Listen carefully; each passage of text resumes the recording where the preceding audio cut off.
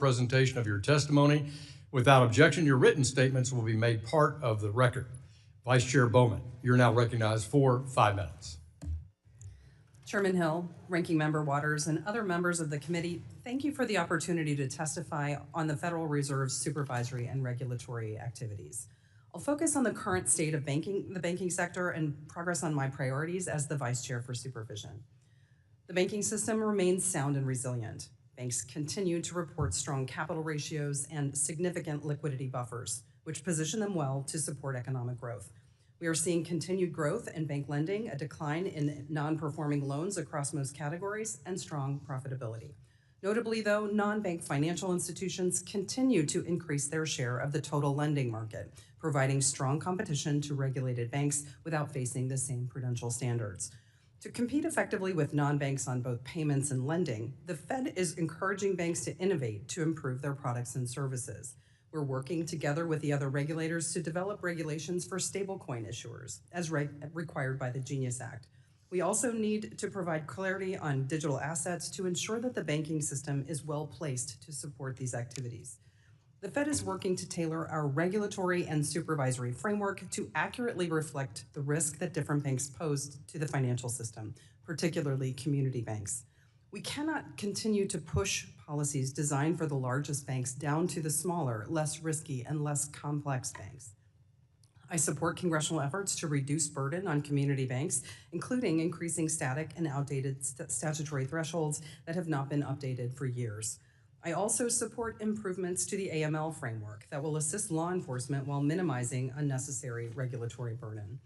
The Fed is taking action to support community banks. Together with the FDIC and the OCC, we recently proposed changes to the community bank leverage ratio to provide greater flexibility while preserving strong capital and safety and soundness. We also released new capital options for mutual banks. We are exploring streamlining the merger and acquisition and de novo chartering application processes for smaller banks and updating the board's merger analysis to accurately reflect and analyze competition among small banks. We're also in the process of modernizing and simplifying the Fed's regulation of large banks. The board recently released a proposal to enhance public accountability and to ensure robust outcomes of our stress tests. The proposal includes disclosing stress test models, the design framework, and the 2026 scenarios. It ensures that future significant changes will benefit from public input. The agency's recently finalized changes to the enhanced SLR proposal for US GSIBs, which helps ensure that leverage capital requirements serve as a backstop to risk-based capital requirements as it was originally intended. The board is working on a proposal with the OCC and the FDIC to implement the 2017 Basel Agreement. This will reduce uncertainty and provide clarity on capital requirements. We're considering each of the elements rather than reverse engineering changes to achieve predetermined outcomes. As a part of this proposal, we're considering approaches to differentiate mortgage risks that will benefit the banking system as a whole. The Fed is also working to refine the GSIB surcharge framework. The surcharge must be calibrated to avoid impairing the banking sector's ability to support the broader economy. Effective supervision must focus on factors that affect a bank's financial condition, including material risks to bank operations and the stability of the broader financial system, not immaterial issues that distract from core safety and soundness. This requires a risk-focused, tailored approach to supervision and regulation.